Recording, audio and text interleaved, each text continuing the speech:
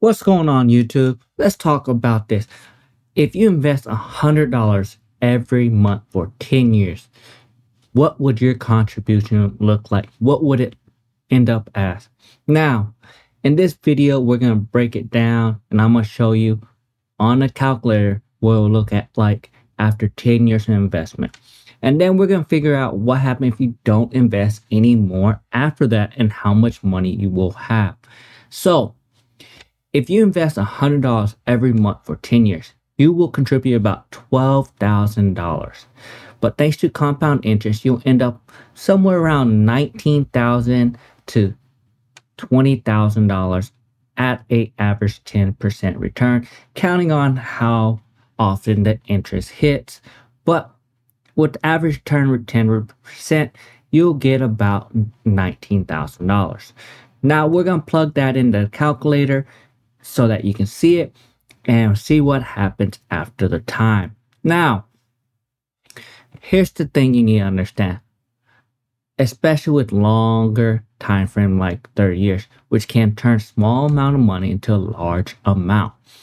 And if you just invest it in the index mutual fund, you're gonna end up doing pretty well because they average about 11 or 12%. So this is underestimating what the returns will be. So the exact amount depends on what investment you choose.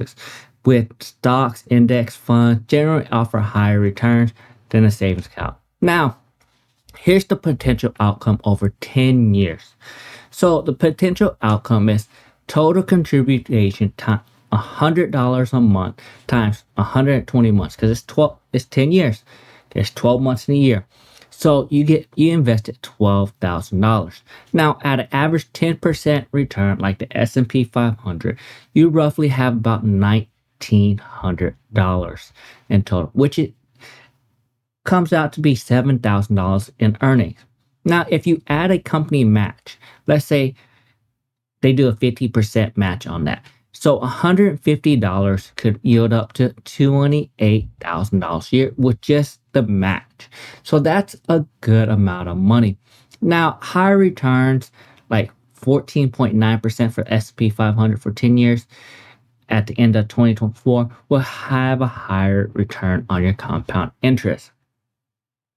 Now, before we go into looking at the real numbers, let's talk about what are the key factors influence the growth, because there's big things and choices that could affect the returns on this. The first thing is time. The longer you invest, the more powerful the compound interest. Any average person with a normal job can become a millionaire. You just need to understand the power of compound interest. Imagine your money as a snowball. You start your snowball with an initial investment and keep investing regularly to get your snowball up the hill. But as you invest, you will start to see the interest come into play and the hill won't look as steep. Eventually, you will reach the top of the hill and your interest will move faster than the money that you are contributing. And we'll see this at the end of the video, so make sure you like, subscribe, and stay till the end of the video to see what happens with the numbers.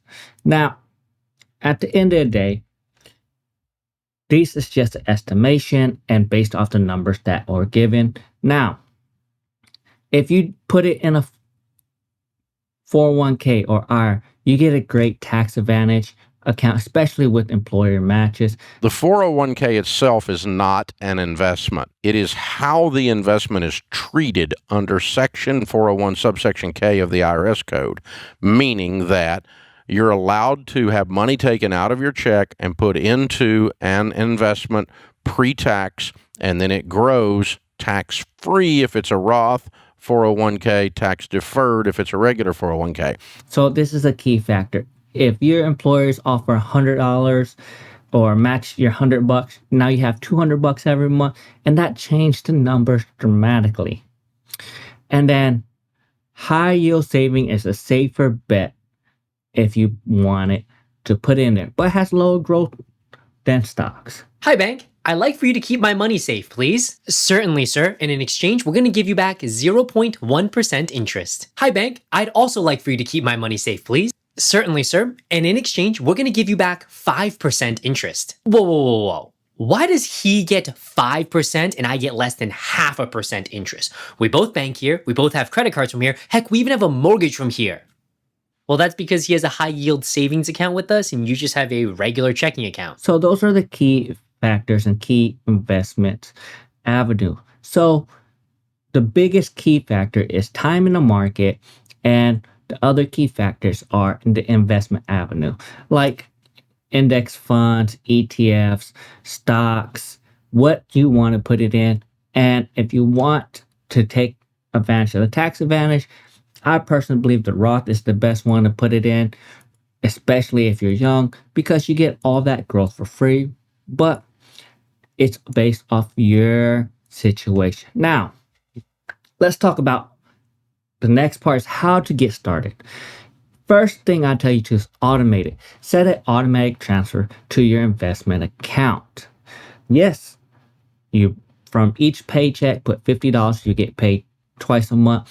If you get paid once a month, to set up to take it out once a month. Whatever you want to do, set it automatic so you can set it and forget it. The second thing is you need to start earlier. The sooner you start, the more time compound interest works for you. That's just how it works. The third thing I tell you is to keep it simple. Index funds like the S&P 500 is excellent choice for beginners. You don't have to go with mutual funds. You don't have to buy stocks. Just stick with the index fund and keep it simple. Now, number 4 is to increase your contribution if you can afford it. So I tell you, aim for $100 a month. As you increase your income, add the same amount to it. So you get a 3% increase one year, increase your contribution by 3%, and that will help you in the long run. Now, let's look at the numbers so we can see what will happen. Remember, we said $19,000 for the amount invested, and we're going to say you started at 19. And don't forget, if the company match equals 28,000.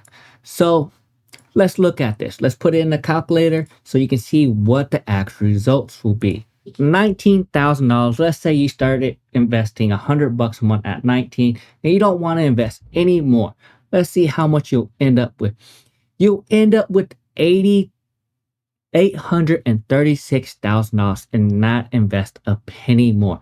You're almost a millionaire with that, without investing another thing, with your investment of $12,000. That's what the result of compound interest do. Now, let's say you're at age of 39 and you can't afford to invest no more. Now your investment's only $308, and we can do the number again at 49. It'll be 114,000. Now let's take it back down. Let's say there's an employee match and you're back at 29. And the employee match will give you $24,000 at the end of it. They only did a 50% match, so you put $100, they gave you $50. So let's see what happens. With just putting $100 for 10 years from the age of 18 to the age of 28. I'll put 29 on the screen just for a year of deviant, just in case. Maybe start at 19. It just makes the number easier. You end up with $1 million and only invested $12,000. That's how compound interest works. Now, if you keep changing the numbers, 39, you'll only have 390,000. And if you do 49, it's going to drop some more. It'll be $159,000. Now, let's say you're back at 18 and we're going to put that you have $0 invested. And now you're going to invest that $100. You're going to continue it on until you retire. You'll have $1.56 million if you continue with the investment. That's how good a return it'll get.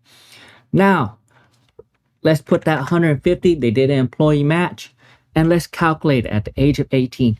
You now have if you just had an employee match of 50%, $2,350,000 from the age of 18 to 67. Now, if they did a 100% match, the number's going to be a bit more. So let's look at it. You'll have $3 million just investing $100 with employee match at 100%. That's what the numbers do, and that's how compound interest work. Hopefully this makes it easier to understand what $100 a month can do for you if you just invest it. Like, subscribe to my video, and that's all I got for you.